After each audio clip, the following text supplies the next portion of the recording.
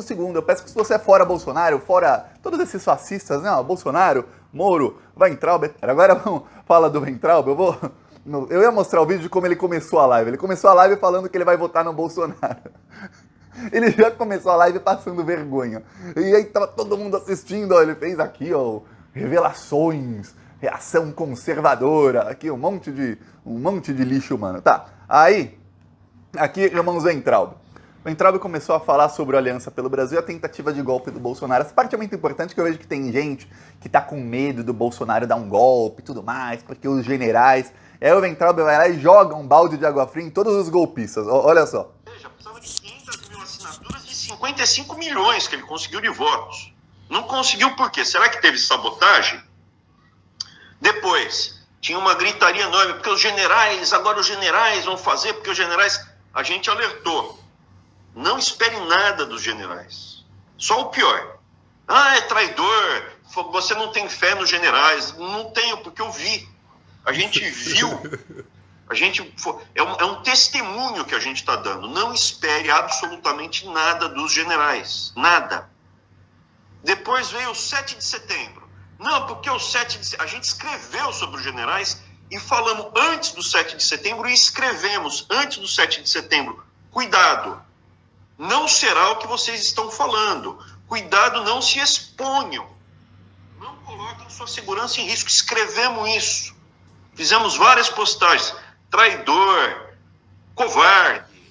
Tá, ou seja, Weintraub disse que lá dentro do governo, né, depois antes disso ele também falou um pouquinho sobre o assunto e depois também, que os generais não estão com o Bolsonaro. E que ele sabe disso porque ele foi ministro e ele testemunhou reuniões do Bolsonaro com os generais. E que por isso mesmo, antes do 7 de setembro, eu lembro disso, eu fiz até um ou dois vídeos sobre o assunto, que na época a pauta maior era a tentativa de golpe que o Bolsonaro ia dar no 7 de setembro, ele passando com aqueles tanques velhos do exército na frente do STF, passando vergonha. Acho que vamos elencar aqui as humilhações do Bolsonaro nas Forças Armadas, acho que aquela foi a número 1. Passar com os tanques, parecia o caminhão do fumacê da dengue lá, eram os tanques de guerra dos anos 40 do exército brasileiro. Pois bem, o Bolsonaro fazia tudo aquilo e o Weintraub falava nas redes sociais, olha, não vai ter golpe, gente, parem, não se expõem, vocês vão ser presos, tudo mais. Depois ele até cita o Sérgio Reis na live dele, ele falou, o Sérgio Reis não precisava passar por aquilo, ele realmente acreditou que ia ter uma mudança no Brasil, tudo mais. Mudança no Brasil, ele usa a palavrinha bonitinha, ele fala conservador,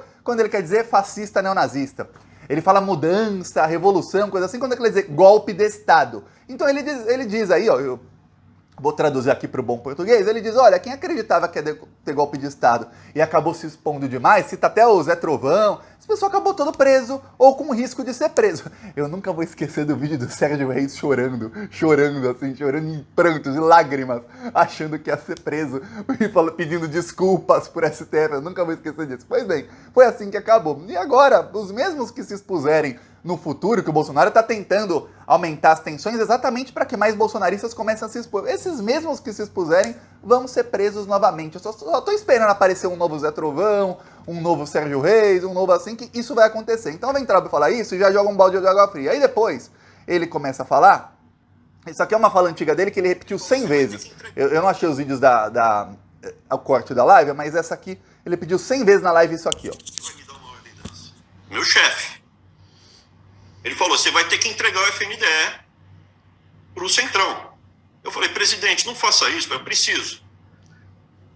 Tá, o Bolsonaro entregou não só o FNDE, mas entregou vários outros órgãos dentro de ministérios ao Centrão para o Centrão roubar dinheiro público em troca do Bolsonaro não sofrer o impeachment. E que o Bolsonaro, segundo o Weintraub, não precisava disso tudo porque ele tinha o povo com ele.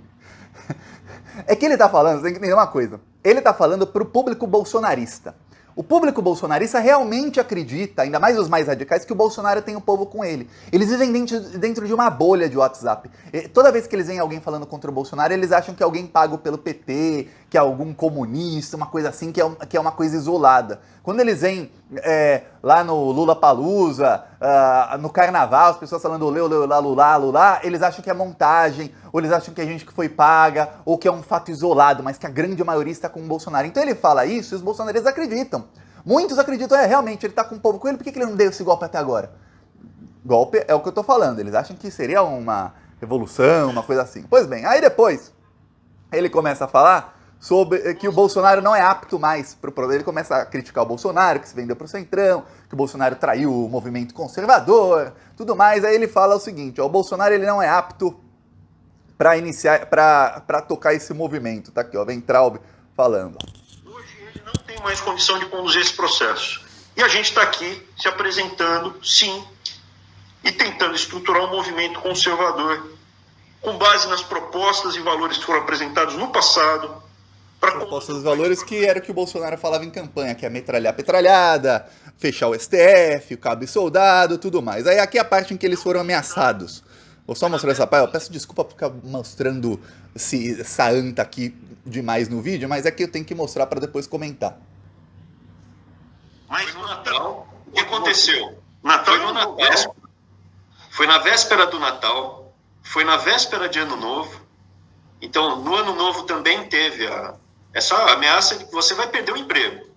Para se calar, a gente não estava falando nada. Inclusive, se vocês notarem, quando o pessoal falava Weintraub governador, a gente no máximo dava like, a gente não comentava. Pô, o pessoal está falando, seja governador, está me elogiando, é um elogio. Nem interagia. E mesmo isso, só o nome dele figurando, já foram 2 ameaças. Em março, de novo. Tá aqui. Segundo eles foram ameaçados 3 vezes pelo Bolsonaro, véspera de Natal, depois véspera de Ano Novo e depois em março, de que se eles voltassem para o Brasil, eles seriam presos. Pelo que eles dão a entender, eles não seriam presos porque o Weintraub xingou, o Abraham Weintraub xingou o STF. Vamos lembrar, lá atrás, em 2020, o Weintraub nos atos antidemocráticos xingou, aí o vídeo foi tornado público dele falando que tinha que prender os 10 ministros do STF. Ele até apontava assim para o prédio do STF, porque eles estavam no Palácio do Planalto, o prédio praticamente em frente. Tem que prender esses 10 bandidos ali e tudo mais. Depois daquilo, o que aconteceu, e eu lembro porque eu fiz vários vídeos na época mostrando o que ia acontecer e realmente aconteceu tudo. O STF avisou ao Bolsonaro, o Weintraub vai ser preso e a Damares é a próxima.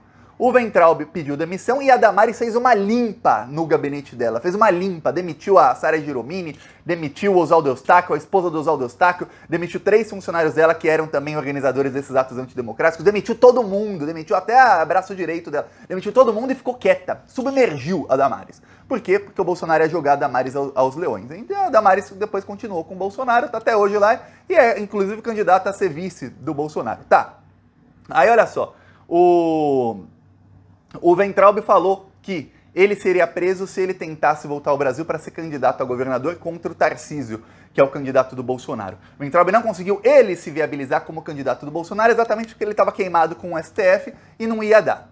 Então o Bolsonaro, quando ele se vendeu ao Centrão e fez um acordinho lá com o STF para que não fossem presos o Weintraub e a Damares, foi o seguinte, ele mandou o Weintraub para um cargo no Banco Mundial, que ele tem até hoje, ele está no Brasil, mas está ganhando esse cargo, mandou o irmão dele, o Arthur Weintraub, para um cargo na OEA. OEA é Organização dos Estados Americanos. OEA é a sede de golpes de Estado dos Estados Unidos, inclusive. Teve a OEA que deu golpe na Bolívia, tentou dar na Venezuela, também fica olhando as eleições no Brasil, tem em vários locais do mundo, olha, teve em Honduras, Paraguai, Nicarágua, sempre está lá a OEA envolvida em golpes de Estado. Aí ele ganhou um cargo de assessoria, o Arthur Weintraub, na OEA. Lá de Washington, os dois, principalmente o Arthur, ao lado do Eduardo Bolsonaro, que continuou sendo amigo deles até aquele momento, eles começaram com as diretrizes para a Covid no Brasil, tratamento precoce e tudo mais, isso aí que matou todas essas pessoas, para que amigos deles lucrassem muito, e aí, ó, não sei como eles ganham, mas de alguma maneira rolou. Tá, aí o que acontece? O Bolsonaro ameaçou, vocês vão perder o cargo de vocês. Se você ficar calado, só ficar quieto, não ficar enchendo o saco do governo, falando mal do governo, você só ficar quieto, você fica aí no seu cargo, ganhando em dólar, pelo resto da sua vida, porque os próximos governos não têm poder para te tirar. Se você não ficar calado, você voltar e tentar ser governador, você vai perder o cargo e você vai ser preso. Aí ele fala, peraí, mas por que o Arthur seria preso se o Arthur não cometeu os crimes que o Abraham Weintraub cometeu? Pois bem, essa foi a ameaça do Bolsonaro. Que Macapá lá no Amapá, cidade que ficou um mês sem luz por culpa do Bolsonaro. Não vai cair de novo, Bolsonaro não. Ele é o culpado dessa inflação. Bolsonaro é criminoso, isso todo mundo viu.